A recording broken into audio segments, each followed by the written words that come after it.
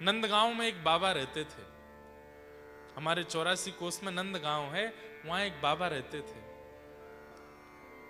और वो बाबा नित्य ही प्रसाद पाने के बाद में जो थोड़ा बहुत अन्न बचता था, बाहर अपने गली के कुत्तों को पवा देते थे। उनमें से एक कुत्ता था जो बहुत दिनों से बाबा जो भी खाते उसके बाद जो बचता डालते तो खा लेता था। एक बार वो बाबा 3-4 दिन के लिए कहीं चले गए, लौट करके आए तो रात्रि में सोते समय किसी के रोने की आवाज आई। वो बाबा अपने भवन से बाहर निकल के आए, कौन रो रहा है, कौन रो रहा है। तभी वो देखते हैं कि एक दिव्य प्रेत आत्मा है, एक भूत है। और वो रोता रोता हाथ जोड़ के बोल रहा, बोले बाबा मैंने जीवन भर कुत्ता बनकर के आपकी झूठन प्रसाद पाया, तो आपके भजन का दशांश मुझे प्राप्त हुआ, मैं मुक्त हो गया। अब मैं मुक्त होकर के भगवत धाम जा रहा हूं। 3 दिन पहले ही मुक्त हो गया था, लेकिन आप नहीं थे, इसलिए मैं प्रतीक्षा कर रहा था कि आपको प्रणाम करके जाऊं। मैं प्रणाम कर रहा हूं, मैं मुक्त हो गया हूं, मैं जा रहा हूं। बाबा ने तुरंत कहा, बोले सुनो सुनो सुनो, अभी मत जाओ, 1 मिनट इधर आओ। भूत को पास में बुलाया, बोले तुम मुक्त हो रहे हो? बोले हाँ। बोले हमको एक बात बता जाओ। बोले क्या?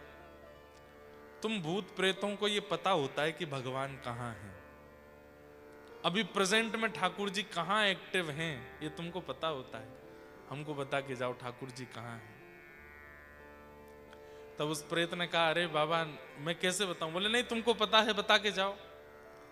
तब उस प्रेत ने बताया, बोले रोज शाम को 4:30-5 बजे गायों का झुंड यहां से निकलता है, आपने देखा होगा? बोले हाँ।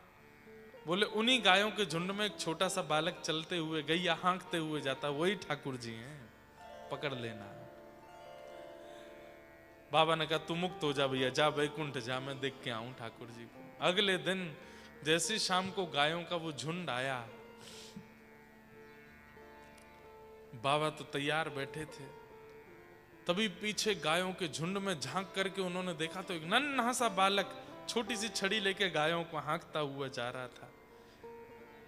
दौड़ करके बाबा गए और जाकर के उस बालक के चरण पकड़ लिए। मिल गए श्याम सुंदर, मिल गए श्याम सुंदर, मिल गए श्याम सुंदर। वास्तव में वो बालक श्याम सुंदर नहीं थे, किसी ब्रजवासी का बालक ही था वो।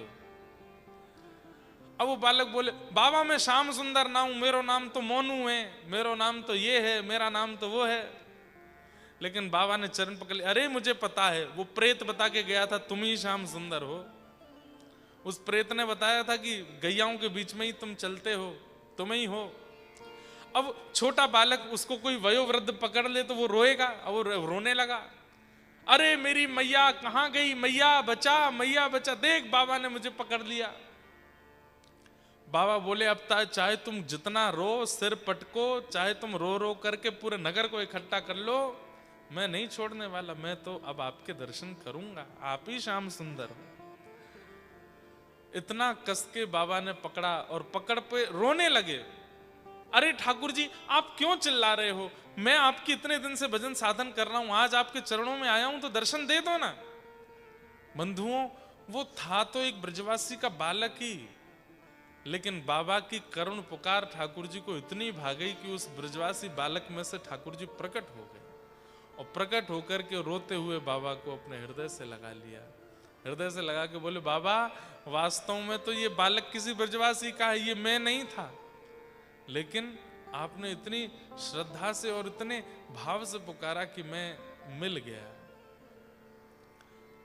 तब बाबा को ठाकुर जी ने एक संकेत किया कि गौचारण का जो समय है बंधुओं, आज भी 4 बजे 5 बजे ठाकुर जी गैया चराते हैं वृंदावन में। हमें अनुभव नहीं होता, हमारे पास दृष्टि नहीं है देखने की, लेकिन यदि किसी के चित्त में विहद इच्छा हो ठाकुर जी के दर्शन की, तो व्रजवास करने वाले, वृंदावन में रहने वाले संध्या के समय का विशेष ध्यान रखें और ठाकुर जी का स्तवन करें तो ठाकुर जी का अनुभव हो सकता है। आज भी ठाकुर जी दर्शन देते हैं।